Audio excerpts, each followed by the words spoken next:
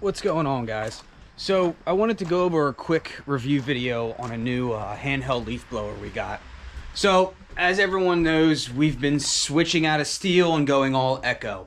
So many issues with steel over the last few years. They just don't make them how they used to be. I love my super old stuff, but the stuff we bought in the last 4, 5, 6 years is almost all sold off. So needed a new handheld blower. We went with the Echo PB-2520. I'm going to go over this real quick, but I wanted to give my whole spiel on this. So we don't use handheld blowers too often. Cleaning up mulch jobs, yes. Doing gutters, yes. We clean a lot of gutters in the spring and the fall, so these do come in handy. Besides that, we actually, believe it or not, don't have a handheld blower on our lawn maintenance crew. Just because the bigger ones are easier and quicker. So we don't, like I said, we don't have a handheld blower really we don't use one on the daily, but this does stay in our landscape trailer for gutter cleaning and I guess small mulch jobs, anything that needs tidying up, if that makes sense. So a few things on this blower. This is one up from we had a super old Echo handheld blower. It lasted like 4 to 5 years. For what I put it through, it was great. I didn't take care of it. It did its thing. I don't know what model that was, but finally kicked the bucket. The carb was all messed up, and there was a few other things, so it wasn't worth it. So this blower, Echo PB-2520. A few things about this. First off, what's really cool is Echo has that whole 5-year warranty, 2-year commercial warranty, which is awesome. You know, you wanna always have a warranty, obviously, when it comes with that, which is pretty cool. Like I said, you need to have that. So the price, I believe it came to $199 on this thing. Awesome price for what it is, and it's really powerful too.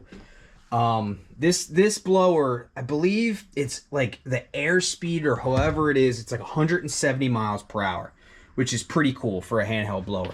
Again, I don't know what that's based off of, you know, if it's done in a room or precisely how they measure that, but 170 miles per hour, which is cool, I guess. Again, we needed a handheld blower, so we went with this one. Just going to go over a few things. One thing that's pretty cool is how light it is. It's really light. It's got to be a little less than 10 pounds. And the one thing I first noticed about this blower when we bought it was that intake. This has one of those guards there. So if you have ever, I guess, held the blower down to your side like that, and it sucks in your pants or your shirts, that guard protects it, which is pretty cool, and I noticed that right off the bat. So, again, that's just one of those things I noticed. It is what it is. I mean, like I said, I thought that was pretty neat. That's smart.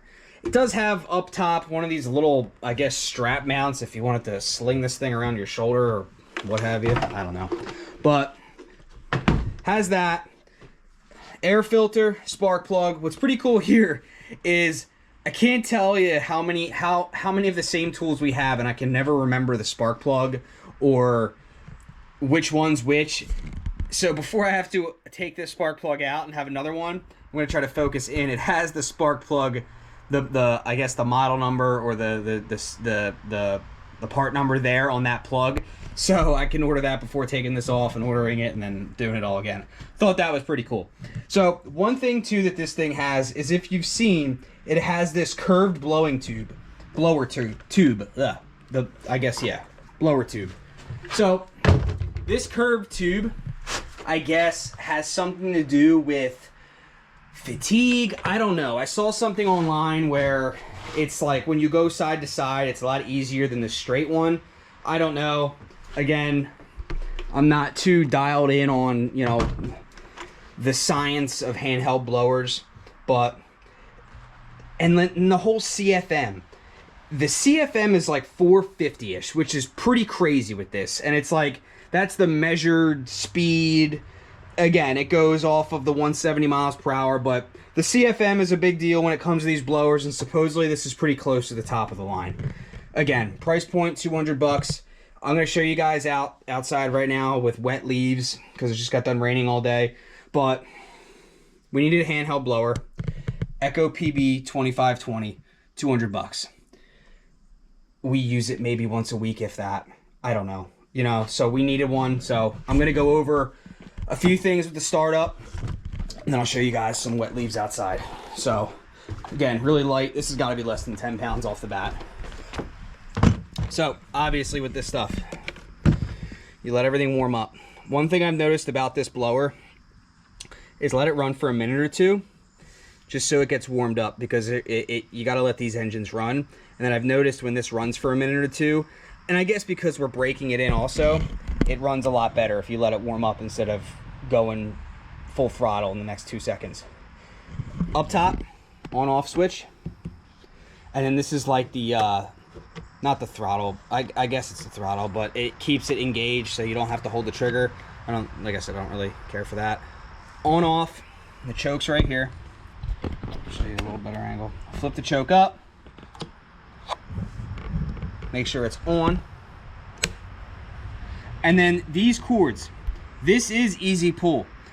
Most handheld equipment, blowers, and small tools are all easy pull nowadays, where I call it easy pull, but it's like the pull lightly and it starts. You don't need to like crank this stuff like with your whole arm nowadays. A lot of these tools, and if you read it, are easy pull. And one thing I've noticed about these is no one really mentioned that in these videos before I bought it, but this is easy pull certified on the box. But I'm going to show you real quick. So again, everything's on up top, on, chokes up, start, let it run, down.